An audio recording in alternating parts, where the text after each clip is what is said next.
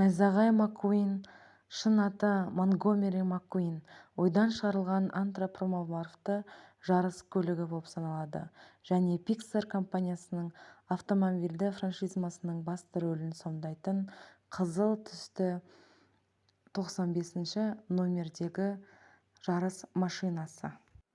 Радиатор Спрингс.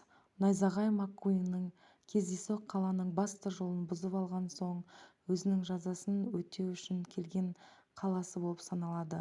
Бұл қала ескі болса да халқы өте мейірімді және де Маккуинға өте қатты көмектеседі. Бұл машинаның аты Мэтр. Бұл мультиктегі басты рөлдерді сомдайтын машинаның бірі. Бұл Молли Маккуиннің досы және Радиатор Спрингстегі дүңгіршектің иесі болып саналады. Бұл Салли, Porsche 911 Carrera маркасы. Басты рөлді сомдаған қыз.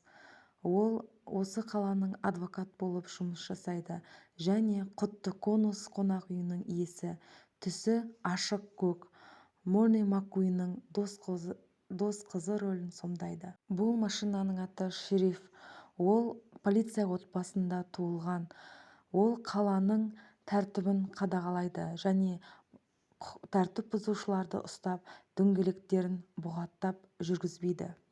Бұл машинаның аты Луиджи.